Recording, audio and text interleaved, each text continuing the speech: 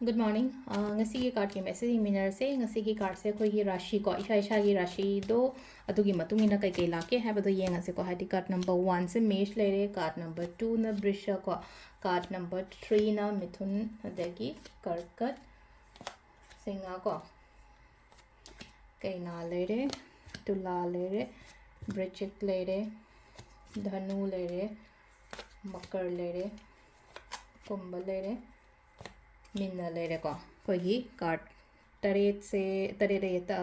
sorry trying thoi ko arashi trying thoi gi matungina ka trying thoi lok thok jare ko mapam pa do yenga sa petang ahamba me rashi gi oina kai lake ko me rashi gi oina se leina ko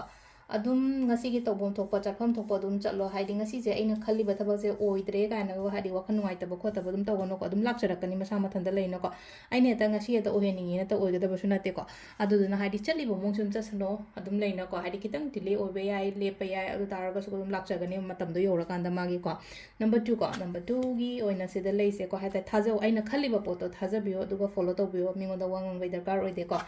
ahum suba ko ahum suba se mithun rashi gi oina haidi ngai bo oina oire kitang hai tare ko aina ngasi pot ama khara ngai raga lei base lakani kitang tapna lakpa do maina oina oibo do ko karkat ki sina haidi mu manu nushi jana lei ba khotpa do main taraga haidi yum da pot no bu gum lakpa khopa su lei haidi keno ma chang o hai ba gi dum bai sign ma su lei ko singa rashi gi oina haidi keno ma change ama la o haina piri ko haidi ngasi aina chatke tawge na khali sida haidi sida ahum ba achoba ma porak pa yai ba si se ko aduga methangi ko kaino kaina rashi gi ko kaina rashi gi kitang delay oibda thabak ama taw matam do ko haidi lakadaba phanggadaba ga leiraga su ngasi gi mota hayeng ni hangchit kumba du maina gumba lakpa du oina oire ko sisina akoi gi kaina rashi gi oina re ko tula gi sina haidi aingonda kainoma offer opportunities kumba kai gumba du maina lao haina piri ko akoi gi kaino sina ko tula rashi gi se bridge ki sina amuk leina ko ithanda loina ma khona bu thabak mayam se ko potlum se aina loina thanga ga chatpa oina oi thanga ga chatpa mingon da sometimes hadi khara ga no hai ko hadi always hoi chakano hadi khara no ya dekho te hai basima khangan ba ko adu smain ta roga leire ko hadi kano gi bridge rashi gi oina hadi hadi